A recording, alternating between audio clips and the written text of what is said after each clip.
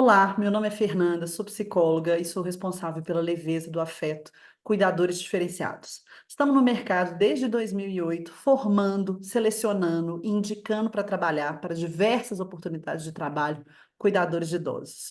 Hoje a gente vai conversar sobre protagonismo do idoso e independência.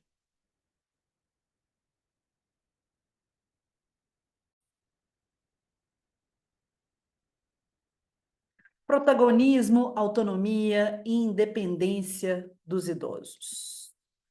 Protagonismo é a capacidade do idoso de participar de forma ativa da sua própria vida, da vida da família e da comunidade. Autonomia é a capacidade do idoso de decidir coisas sozinho, desculpa. Independência é a capacidade do idoso de fazer coisas sozinho. São conceitos aí que precisam estar claro, né, para começo de conversa. Sempre que possível, gente, vocês, enquanto cuidadores, é preciso encorajar o protagonismo, a autonomia e a independência do idoso.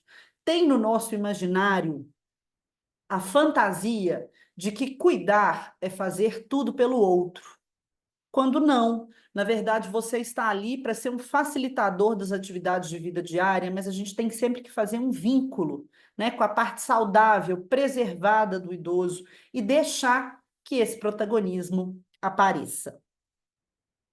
Todo idoso possui dentro de si uma parte saudável. A gente só precisa prestar atenção ali na rotina de cuidado e identificar onde é que está essa parte saudável. Por isso, recomendamos, preste atenção e faça um vínculo de saúde com essa parte preservada que ele ainda possui. Observe a rotina do idoso e avalie o que ele ainda consegue fazer por si só e o que realmente precisa de ajuda. E, acima de tudo, estimule a independência dele. Nós não, né? Vocês, enquanto cuidadoras, assim, vocês têm uma mania de às vezes querer ser muito prática, né? O idoso come sozinho, mas faz bagunça. Então é mais fácil às vezes dar na boca dele ou facilitar. Ou o idoso tem ainda um controle do esfíncter, mas às vezes acontece algum escape e aí às vezes você prefere colocar fralda do que, né, deixar que esse esfíncter aí tenha ali o seu papel, né? Então, tudo isso você tá tirando capacidade do idoso, você está diminuindo o protagonismo, diminuindo a independência. Tudo que ele conseguir fazer por si só, a gente tem que permitir e dar valor, né? Assim, prestar atenção. Observe a rotina e estimule a independência. O bom profissional é aquele que consegue observar e identificar o que o idoso não consegue fazer por si mesmo, por si só, e o auxilia com o que ele não mais estará apto a fazer sozinho, ao invés de fazer tudo pelo idoso. A ideia é não fazer pelo idoso, mas fazer junto com ele. Cada vez que você faz pelo idoso, está tirando a chance dele ser estimulado, de manter por mais tempo a sua autonomia e independência. A seguir, selecionamos 5 dicas marotas para ajudar a reduzir a dependência dos idosos. Não faça pelo idoso o que ele consegue fazer sozinho, repetindo isso aqui para, né, internalizar. Se o idoso consegue segurar o talher e pegar a comida no prato, nós não vamos dar comida na boca dele, de jeito nenhum.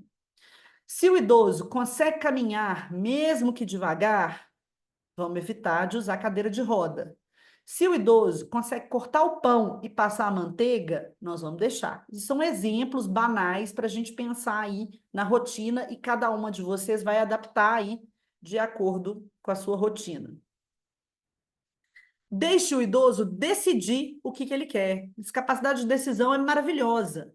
Em vez de ficar na dúvida sobre o que fazer e como fazer uma atividade com o idoso, é muito simples. Pergunte para ele. Faça perguntas objetivas. Prefere comer estrogonofe ou macarrão? Prefere ir à Praça da Liberdade ou à Praça JK? Quer usar o vestido verde ou o macaquinho roxo? Quer ir ao cinema hoje? Quer ir ao clube amanhã? Vamos ali na padaria comigo comprar um pão fresquinho? Permita que o idoso participe das atividades da casa. Deixe que o idoso colabore nas atividades de casa que ele gosta e ainda consegue fazer, tais como varrer a casa, lavar louça, arrumar a cama, colocar a mesa, fazer compra, entre outras tarefas domésticas que ainda podem ser feitas por ele, né? Com ou sem supervisão, dependendo da condição de saúde. Claro que um idoso que tem a mão trêmula, você não vai deixar ele lidar com um caneco cheio de água fervendo, gente. O bom senso tem que reger tudo, né? O bom senso e a ética do cuidado. Mas, se ele ainda dá conta de fazer algumas coisas sozinho, a gente pode permitir que ele faça. Organize uma rotina junto com o idoso. Isso o torna responsável pelos seus afazeres e aumenta a sua identificação com as atividades. Busque sempre equilibrar as recomendações médicas com as necessidades pessoais. Estabeleça horário para alimentação, medicação, banho, fisioterapia, terapia ocupacional, atividades de lazer que façam sentido para o idoso e que ele coopere e consiga seguir. Pode parecer muito banal, gente, mas a rotina é muito importante para o idoso se organizar, para ele entender, para ela ter uma previsibilidade do que vem pela frente. Estimule a reconquista do espaço social. Estimule o idoso a reconquistar os seus espaços, voltando a se destacar nas áreas nas quais possui maior interesse e identificação. Se o idoso era professor, estimule-o a ensinar algo para alguém. Gente, já acompanhei vários casos de idosas professoras ensinando cuidadoras, né, com um nível de escolaridade mais baixo a ler, ou dando aula de inglês para cuidadora, assim. Então, essas coisas acontecem todos os dias, nós temos que ter curiosidade. Pergunta, gente, o que você fez durante a vida? Como é que era? Que música que escutava no seu tempo? Né? Tem que ter curiosidade. Se o idoso era engenheiro, deixa que ele ajuda com as orientações relacionadas à manutenção da casa. Eu tinha um tio-avô que a esposa dele assim, cuidava dele com tanto carinho. Você chegava lá, ele estava lá com uma cadeira dobrada e com um martelo, entendeu? Ela arranjava umas tarefas de casa para ele, porque ele sempre foi a figura que cuidou de tudo na casa. Então ela ficava lá perto, era um martelo bem levinho, né? Que não era risco para ele não tinha nenhum distúrbio cognitivo, mas ele estava lá ativo, né? Busquem por trabalhos voluntários que necessitem da expertise do idoso. Preste atenção. Em alguns casos, o idoso pode demonstrar atitudes intransigentes e até mesmo irritabilidade excessiva. Esse tipo de comportamento aparece porque possivelmente o idoso está se sentindo desrespeitado e invadido pelo cuidador e tem medo de perder a sua autonomia e independência. Todos os dias a gente escuta frases tais como: não quero ter alguém que decida a hora que eu vou comer, a hora que eu vou dormir, não quero ter uma tomadora de conta da minha vida, não quero ninguém mandando em mim. Lembrando que cuidadora pode ser tudo menos deprimida e mandona, não tem nada pior do que uma cuidadora mandona. A essa altura da vida, não vou aceitar na minha casa uma pessoa que se acha no direito de responder por mim. Já tive cuidadora que nem me deixava falar. Por isso, é tão importante estar atento à linha tênue entre o cuidado e a submissão. Mais uma vez, nós reiteramos e repetimos: a relação de cuidado não pode ser uma relação de poder, mas sim de confiabilidade e cooperação. Dê protagonismo e, mais do que falar, escute. Pergunte sobre o dia a dia, o que fizeram, o que aprenderam. Ainda há no imaginário coletivo a ideia de que os maduros ficam sem fazer nada, as mulheres fazendo crochê e os homens na cadeira de balanço. Saiba que 6 em cada 10 idosos brasileiros possuem uma rotina agitada, cheia de atividades, estando em casa ou não. E o cuidador, gente, é a figura da promoção de saúde. Não seja a cuidadora, com o perdão do termo, mocoronga, que fica sentada no sofá, no celular o dia inteiro. Você está ali para enriquecer a rotina do seu paciente. Preste atenção naquela casa. Se tem ali um jardim maravilhoso que está um pouco abandonado porque as pessoas não conseguem cuidar mais, Você pode chegar com uma mudinha de suculenta, sentar com a idosa e falar: ah, não, esse jardim tem muito potencial.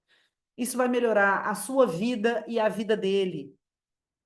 Se você tem um bom traquejo com o Spotify ou com a tecnologia, com esses aplicativos de música, você pode criar uma pasta com as músicas e dá para acompanhar a música e a letra. Aí você coloca lá umas boneca cobiçada, não vai colocar o Wesley Safadão, não, hein, gente? Tem que ser a música que faça sentido para o idoso. Conversa com ele, pergunta para ele quais eram as músicas do seu tempo. Faz uma pasta Dona Nini com as músicas todas, vai acompanhando. Ela está muito agitada, você bota essa música, né? Assim, a memória auditiva, assim, afetiva de músicas, né? Tudo isso é maravilhoso, assim. Faça uma ligação de vídeo por WhatsApp para aquela irmã dela que às vezes não pode sair de casa, né? Assim, são pequenas coisas que é muito simples para quem tem um mínimo de traquejo com tecnologia e que faz toda a diferença. Por isso que a gente repete sem parar. Cuidador é promoção de saúde. Pensa aí no que você tem de melhor para oferecer para aquele paciente e não economize nisso. Compartilhe, né? Divida, se entregue ao cuidado. E aqui a gente finaliza deixando, né, assim, vários exemplos de idosos em plena atividade acima dos 60 anos. Então, vamos ampliar o nosso olhar, encontrar a saúde e fazer um vínculo com essa saúde. Até mais.